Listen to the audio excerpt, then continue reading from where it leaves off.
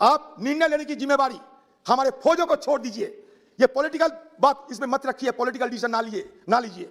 हमारे फौजों को जिम्मेवारी छोड़ दीजिए, क्योंकि जब गलवान में घटना घटती है, हमारा 20 जवान शहीद हो जाते हैं, उस 2 दिन के बाद आप अगर कहे प्रधानमंत्री होने के नाते कि गलवान में कोई नहीं घुसे, किसी ने कहीं कब्जा नहीं किया, तो सबसे ज्यादा सुविधा किसको होता है? चीनी सरकार को। तुरंत तो चले जाते हैं, जाके कहते हैं कि हिंदुस्तान के प्रधानमंत्री खुद कहे हैं कि गलवान में चीनी फौज अतिक्रमण नहीं किया, बल्कि हिंदुस्तानी फौज अतिक्रमण करके चाइनीज एरिया में घुसा। It is implied. सब कहते हैं आप इंडियन आर्मी का विश्वास नहीं करते? इंडियन आप विदेशी सोर्स को विश्वास करते हैं क्या? आप कह दीजिए कि आप इंडियन आर्मी का सोर्स को कोट करो। आप कह दीजिए कि गलत है। आप कह दीजिए कि हमारे फौज चीनी टेरिटोरी में घुस गए थे, इसके लिए चीनी फौजों ने उसको मार डाला। कह दीजिए कहीं हर्जा क्या है? तो हमें कमजोर होना पड़ा। और यह तो अब देखिए, हमारे रक्षा मंत्री लड़खड़ाते हुए कह दिया कि हां अतिक्रमण हुए हैं। जब प्रधानमंत्री जी का बयान आ गया, डिफेंस मिनिस्टर की वेबसाइट से उनका बयान हट गया। क्या होते हैं? चलिए, उत्तराखंड में बड़ाहाटी में क्या हुआ? हमारे सरहद पे आके चीनी फौजों ने हमला कर डाला। चले जाइए सिक्किम में, चले जाइए अरुणाचल में। अरुणाचल का मैं नहीं, आपके पार्टी के एमपी तापिर गाव, वो खुद कहते हैं कि अरुणाचल में चीनी फौजों ने हमारे सीमा पे घुसकर हमारे बच्चे को उठा के ले गए। मैं नहीं कहते। तापिर गाव की ये ट्वीट आपको पढ़ा के सुनाता हूं। Chinese PLA has abducted Sri Miram Taron, 17 years of Jido village yesterday, 18 January 2022 from inside Indian territory, Lungtajor area. China built 3 to 4 kilometer roads inside India in 2018 under Siangla area, Bising village of Upper Siang district, Arunachal Pradesh. मैं नहीं कहते, आपके party के MP, वहां के अध्यक्ष तापिर गाव खुद कहते। आप इसको ना नहीं कर सकते। हमारे किरण रिजिजू भी है, वहां के मंत्री, हमारा कानून मंत्री, उनका भी हिम्मत नहीं है इसको ना करे, क्योंकि जो हुआ है वो हुआ है।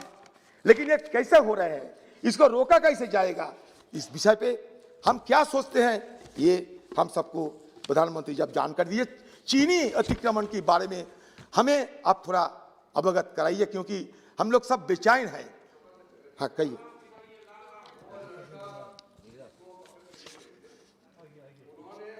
के बयान दिया है पब्लिकली और स्टेटमेंट में दिया है कि वो बॉर्डर एरिया में जहाँ डिफाइन नहीं है, सबको मालूम है, वो वहाँ गए थे हंटिंग के लिए, और वहाँ जाते समय कि उसको नहीं मालूम है बॉर्डर कहाँ है, क्योंकि डिमार्केटेड लाइन नहीं है, तो वहाँ उनको पकड़ा है। वो खुद ने कहा है चाइना इंडियन टेरिटरी में घुस के पकड़ के ले गया। उन्होंने खंडन किया, ऐसा नहीं है। तो मैं आदर्श जी को अनुरोध करता हूँ कि आप मिस कोट मत करो, और यह सदन बहुत इम्पोर्टेंट है, हर बात को यहाँ रिकॉर्ड होता है, इसलिए आर्मी ने भी इसका क्लैरिफाई दे दिया है, इसलिए मिस कोट ना करें।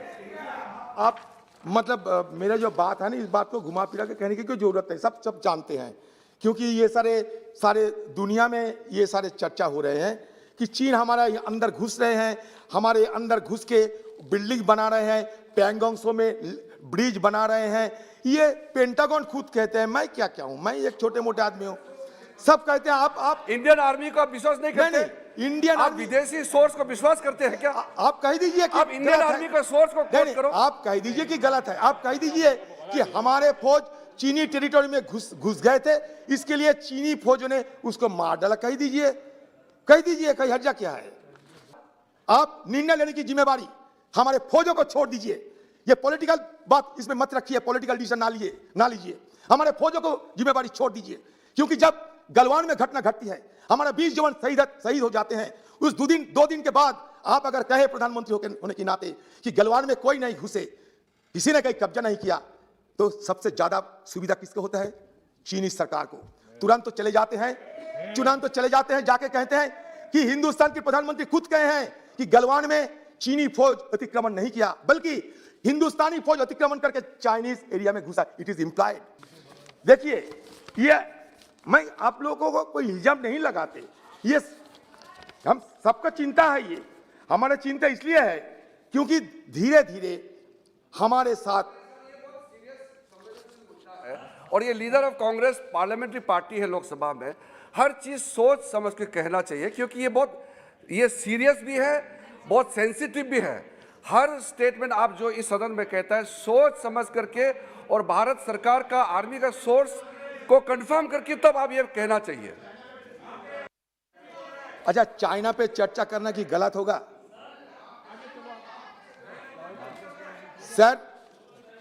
सर मैं ये कह रहा हूं कि डोकलाम में हमारा फौज आपकी नेतृत्व में डांट से रुका था, लेकिन बात यह है डोकलाम से हम सीख नहीं किया।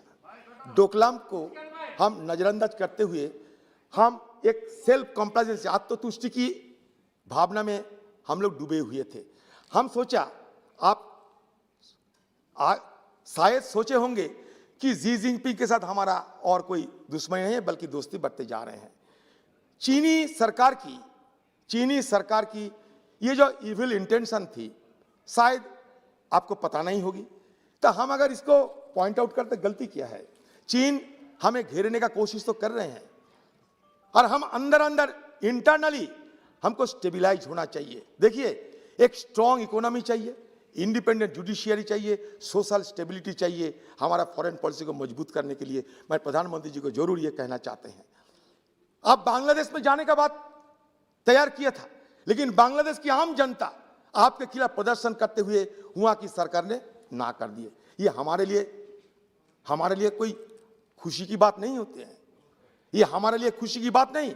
आप जाइए मालदीव में, वहां इंडिया आउट कैंपेन चल रहे हैं, चाइनीज इंस्टिगेशन की दौलत।